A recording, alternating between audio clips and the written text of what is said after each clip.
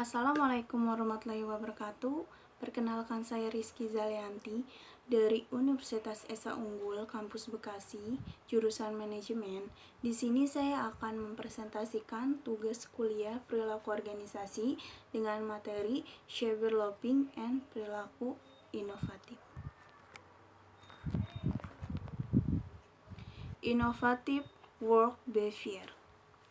Perilaku terbagi 3 dalam suatu organisasi, diantaranya perilaku individu, kelompok, dan organisasi. Dalam perspektif psikologis organisasi, aktivitas-aktivitas tersebut dinamakan innovative work behavior atau perilaku inovatif. Innovative work behavior terdapat pada perilaku organisasi yang terdapat pada level sistem organisasi dan masuk pada budaya organisasi. Innovative work behavior adalah seperangkat perilaku yang dibutuhkan untuk mengembangkan peluncuran dan menerapkan ide-ide dengan tujuan untuk meningkatkan kinerja pribadi maupun suatu organisasi. Innovative work behavior atau disingkat dengan IWB mengacu pada penciptaan, pengenalan, dan penerapan ide-ide baru secara sengaja di tempat kerja, dalam kelompok atau di dalam organisasi.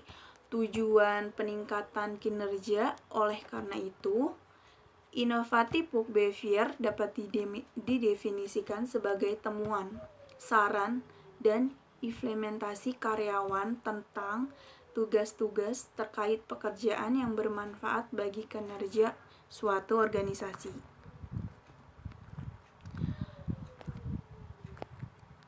Lalu ada definisi innovative work behavior.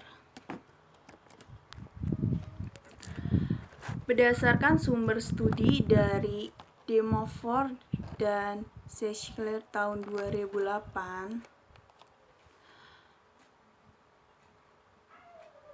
menyebutkan terdapat 4 dimensi innovative work behavior.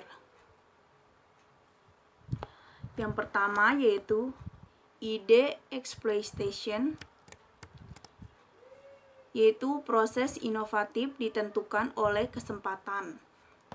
Lalu yang kedua ide generation, membangkitkan sebuah konsep untuk meningkatkan. Lalu ide championing, melibatkan perilaku untuk mencari dukungan dan membangun koalisi seperti mengajak dan mempengaruhi karyawan atau manajemen dan bernegosiasi mengenai suatu solusi, dan dipublikasikan ide tersebut ke dalam tindakan nyata. Ide-ide kreatif individu dilindungi oleh Undang-Undang Hak Cipta. Lalu ada cyberloafing. Cyberloafing didefinisikan sebagai kegiatan penyalahgunaan akses internet yang disediakan oleh perusahaan selama jam kerja berlangsung untuk menjelajahi situs-situs yang tidak berkaitan dengan pekerjaan demi keuntungan pribadi, dan untuk memeriksa, termasuk menerima dan mengirim pesan elektronik pribadi yang dilakukan secara sukarela oleh karyawan. Banyak pendekatan digunakan untuk menjelaskan penggunaan internet yang tidak berkaitan dengan pekerjaan dalam organisasi.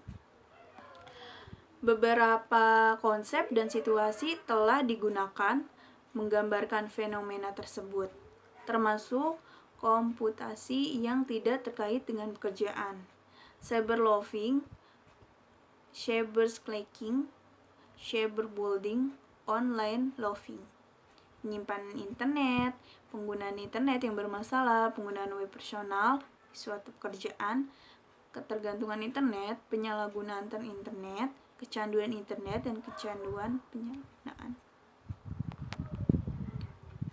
Berdasarkan beberapa pendapat para pakar di Indonesia, dapat disimpulkan bahwa cyberloafing adalah perilaku seseorang yang secara sengaja menggunakan teknologi informasi dengan akses internet untuk hal-hal yang bersifat pribadi, yang tidak ada kolerasinya dengan pekerjaan, dan seharusnya diselesaikan dengan mengecam mengancam kesejahteraan organisasi atau anggotanya.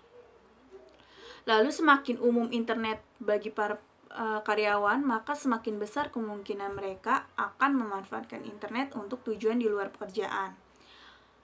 Selain cyberloving, ada istilah yang digunakan untuk menggambarkan perilaku penggunaan internet kepentingan pribadi seperti cyberstalking dan PWU atau personal web use. Cyberbullying yang diartikan sebagai penggunaan internet dan email yang tidak berkaitan dengan pekerjaan di kantor, yang seharusnya digunakan untuk pekerjaan. Membahas penggunaan internet untuk bekerja untuk kepentingan pribadi itu disebut sebagai non-work related computing atau NWRC. Lalu ada dimensi cyberloving, itu ada dua tokoh. Yang pertama, menurut Blanchard and Henley pada tahun 2008, membagi secara berjenjang dilihat dari intensitas perilakunya.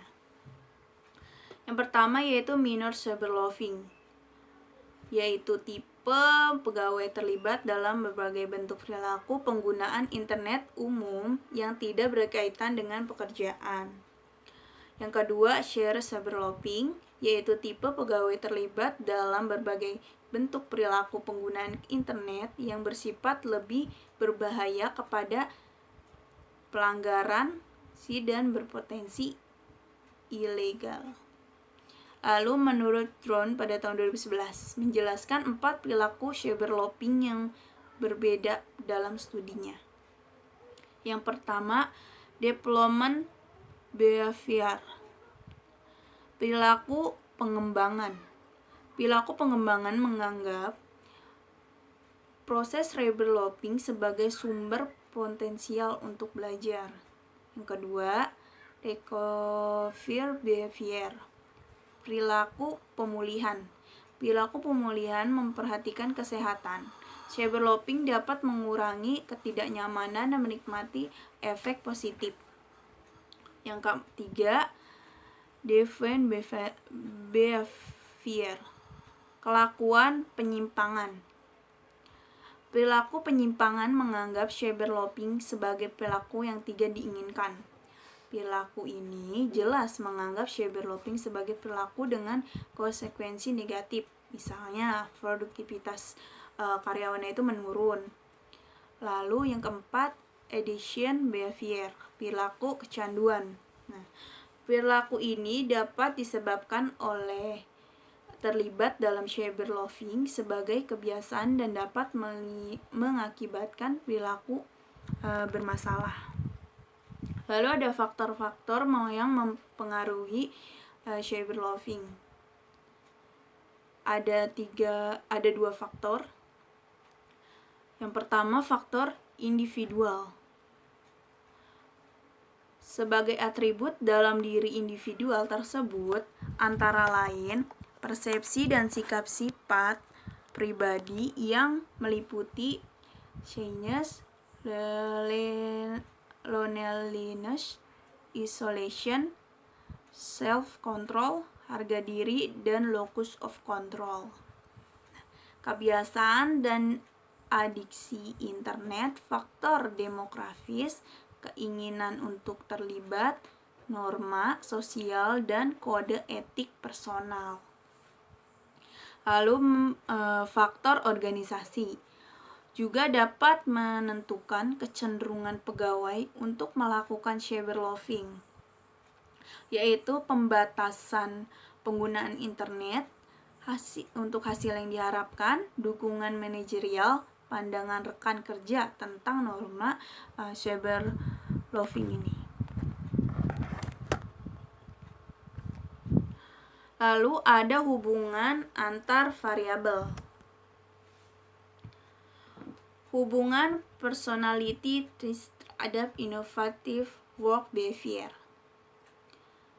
Penelitian sebelumnya menyatakan bahwa personality memiliki pengaruh kuat pada perilaku, sikap, dan kinerja di tempat kerja.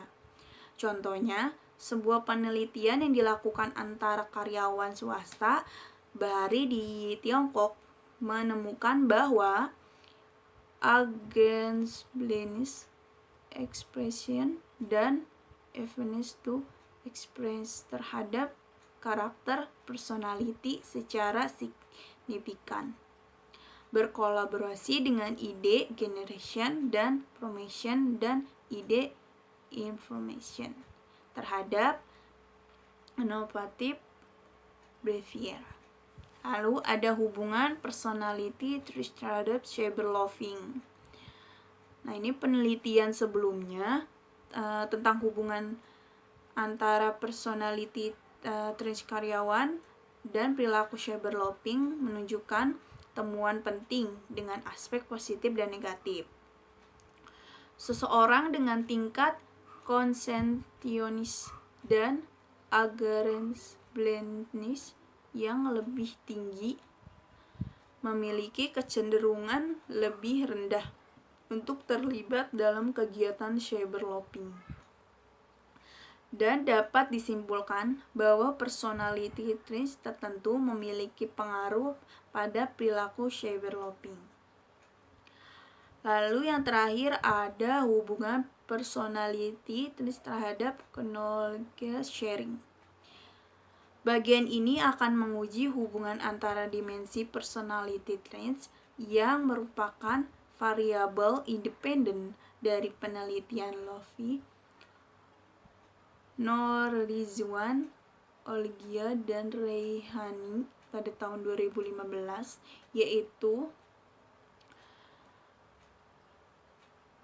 agreeableness, openness to express, narration, exclusion, dan consolationis dengan kesediaan untuk berbagi pengetahuan dan perilaku knowledge sharing aktual. Nah, studi yang dilakukan oleh pada tahun 2008 mengklaim bahwa individu yang tinggi dengan openness to experience lebih terlibat dalam kontribusi dan mencari pengetahuan. Sekian presentasi saya tentang innovative work behavior. Selebihnya saya mohon maaf. Saya akhiri. Wassalamualaikum warahmatullahi wabarakatuh. Dan semoga presentasi ini bermanfaat.